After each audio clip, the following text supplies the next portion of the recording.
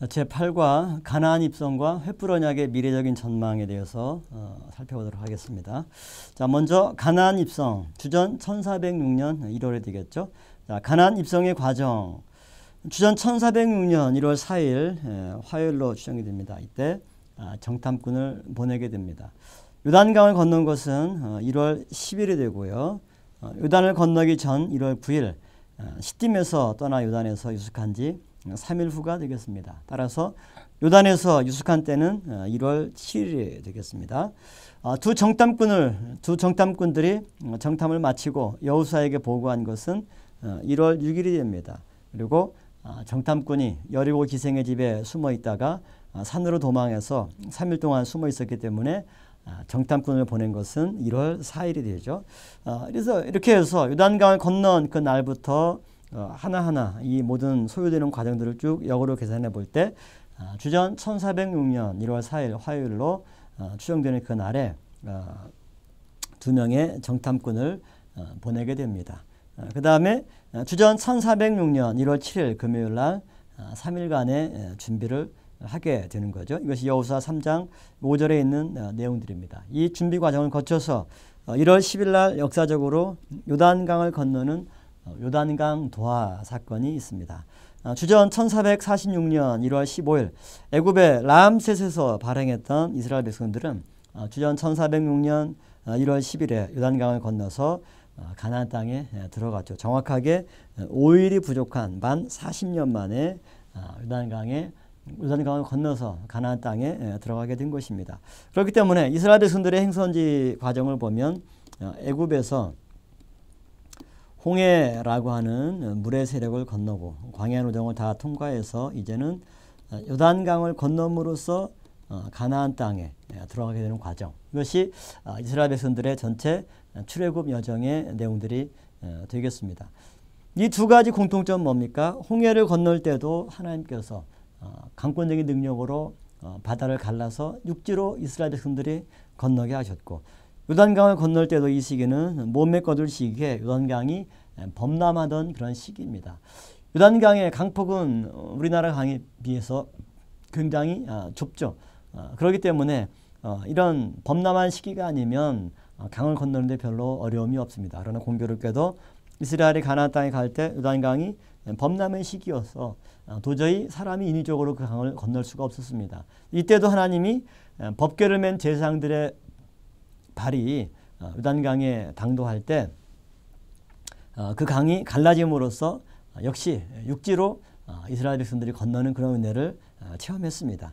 출애굽 1세대도 홍해를 육지로 건넜고 출애굽 2세대, 광야 2세대 또한 요단강을 육지로 건너서 가나안 땅에 당도하는 놀라운 기사 이적을 하나님께서 이스라엘 백성들에게 베풀어 주셨던 것이죠. 오늘 우리의 삶 가운데도 하나님께서는 이처럼 모든 물의 세력을 멸하시고 또 불의 세력을 멸하는 가운데 평소보다 뜨거운 7배나 풀무불 가운데 다니엘의 세 친구들이 던져졌지만 머리털 하나 상하지 않는 하나님의 은혜의 그런 보호하심의 결과를 우리가 보았던 것처럼 어떤 환난과 핍박과 어려움이 있다 할지라도 하나님의 눈동자 안에 거하는 성구는 하나님께서 강권적으로 보호해 준다는 사실을 우리가 이 내용을 통해서 다시 한번 확증하게 됩니다.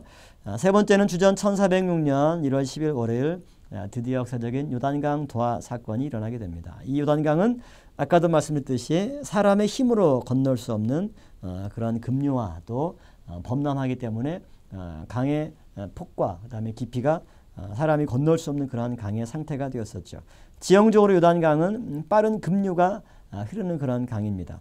갈릴리 호수부터 사해까지 지표면 낙차가 179m입니다. 그러니까 지형적으로 굉장히 빠른 물의 속도가 빠른 급류가 바로 요단강이죠. 그래서 요단강의 히브리 언어가 야르덴이죠. 야르덴이란 뜻은 야라드에서 온 겁니다. 야라드라는 단어는 뭐냐면 내려가다 그런 뜻이죠. 요단강 자체 강물이 흐르기 때문에 내려가다라고 하는 말이 맞죠. 또 지형적으로 북쪽에서 남쪽으로 강이 흐르기 때문에 야라드 내려가다 이런 단어가 어울립니다. 그러나 더 정확한 것은 북쪽 지형과 지표면과 남쪽 사해바다 쪽의 지표면이 낙차가 179m, 근 200m 가까운 정도의 지표면에 이런 낙차가 있기 때문에 강물이 굉장히 빠른 속도로 흐르게 되는 거죠. 그래서 야라드라는 지명에서 야르덴, 요단강이라고 하는 이름이 지어지게 된 거죠. 자, 시기는 요단강의 범람 시기입니다. 추수할 몸에 거두는 추수의 시기였다. 이렇게 말씀하고 있죠. 그 다음에 요단강을 건너기 위해서 철저한 준비를 마치고 요단강을 도하를 하게 됩니다. 그래서 그 과정을 하나하나 살펴보면 언약궤의 들을 쫓아오라 이렇게 말씀하고 있죠. 그래서 요단강 도하할 때 가장 선두에 선 것은 뭐냐면 제사장들이죠. 제사장이 가장 선두에 서서 이들이 법궤를 메고 갑니다. 그래서 언약궤와 이 이스라엘 백성들의 본지는 약 2000규빗 정도의 간격을 유지를 했습니다. 그러니까 한 912m, 거의 1km 가까운 정도의 거리를 뛰고서 행진을 했던 것이죠. 그리고 요단강을 건너는데 하나님이 뭘 명령했냐면 스스로 성결케 하라 이렇게 명령을 하고 있어요.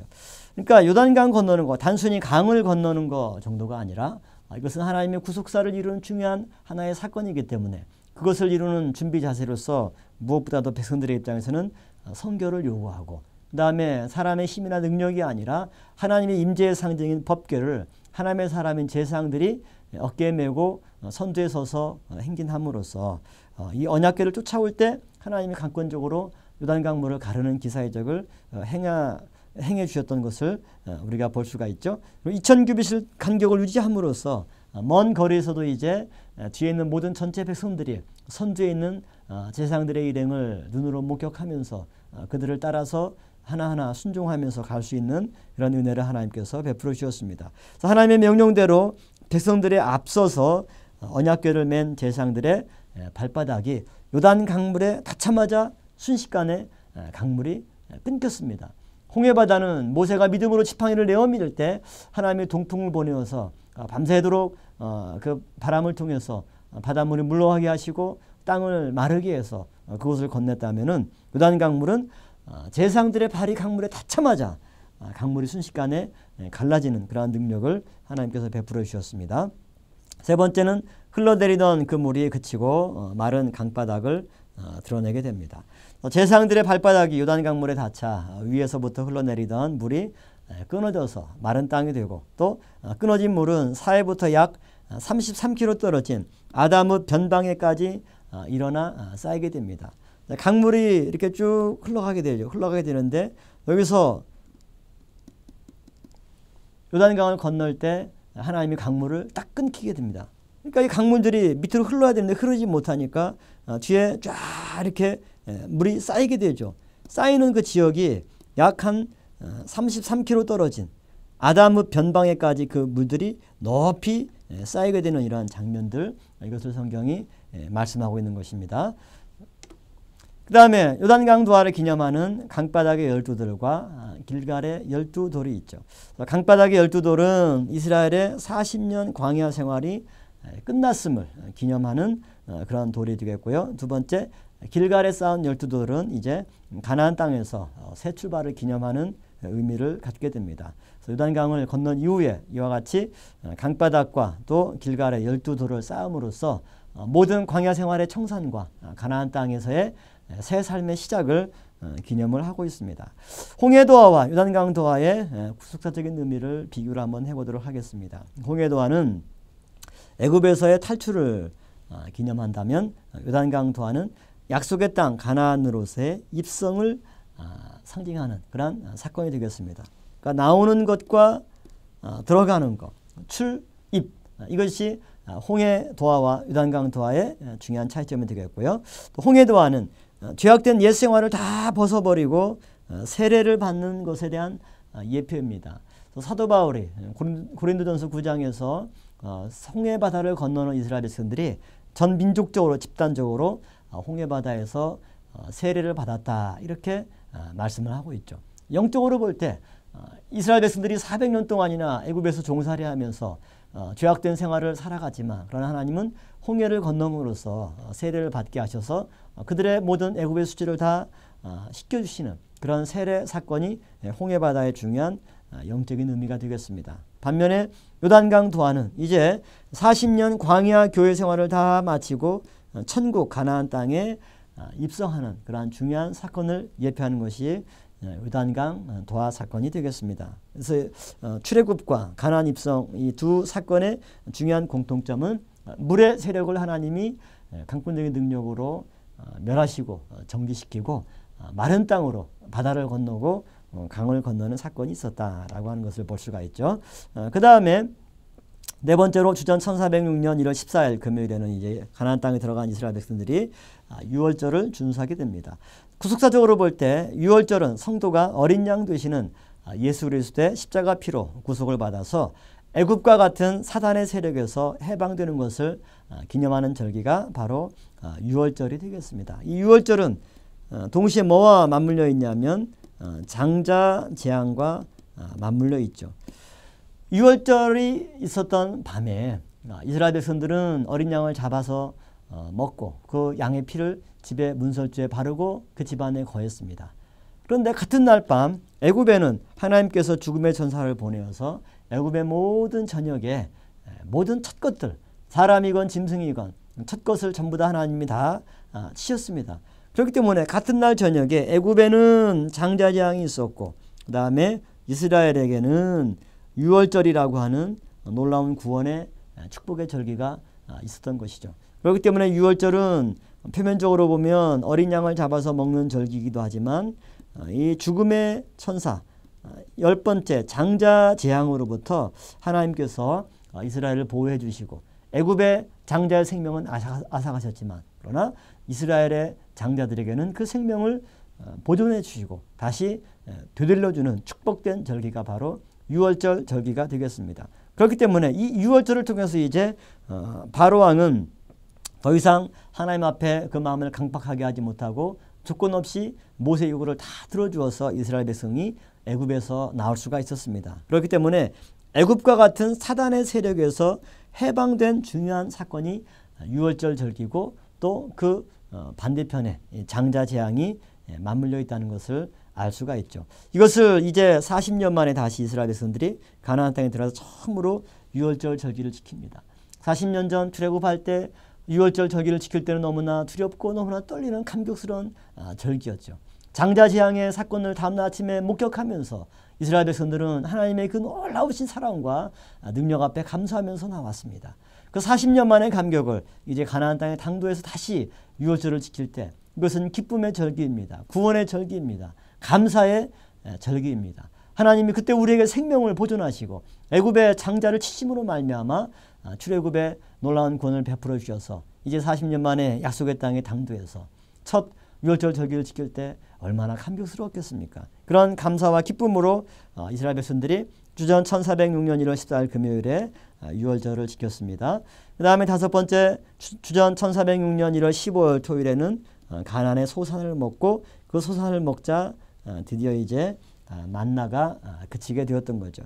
그렇기 때문에 만나가 내린 기간은 주전 1446년 2월 16일 일요일에 첫 만나가 신광야에서 내리기 시작해서 주전 1406년 1월 16일까지 만나가 내렸습니다. 그렇기 때문에 총 39년 11개월 동안 만나가 내렸죠. 이스라엘 백성들은 굉장히 축복받은 민족인 이유가 뭐냐면 40년 가까운 기간 동안 광야에서 하늘 양식을 먹고 산 사람들이에요. 이 땅에 사는 사람들은 땅의 소산을 먹고 살아갑니다. 그런데 40년 동안 이스라엘 백성들은 땅의 소산이 아니라 하나님께서 눈처럼 하늘에서 내려주시는 만나를 먹고 살아간 사람들입니다. 그러니까 얼마나 은혜 받은 백성이고 얼마나 신비로운 체험을 날마다 그들의 삶 가운데 경험한 사람들입니까? 그러한 은혜를 경험하고서도 하나님을 원망하고 그 은혜를 망각한다면 하나님이 어떤 심판, 어떤 재앙을 내린다 할지라도 이스라엘 백성들의 입장에서는 할 말이 없겠죠. 그래서 이스라엘 백성들이 이처럼 출애굽에서 광야 40여정을 다 마치고 드디어 감격스러운 요단강 도하를 마치고 가나안 땅의 당도에서 길갈에서 할례를 받고 드디어 1월 15일 가나안 소산을 먹고 1월 16일 만나가 그치는 가운데 정말 유월절 절기를 지켜 감격 가운데 지켜서 드디어 가나안 땅에 첫 발을 내디디는 그런 모든 모습들을 살펴보았습니다. 오늘 여기까지 하고 다음 시간에 또 이어서 계속 진행하도록 하겠습니다.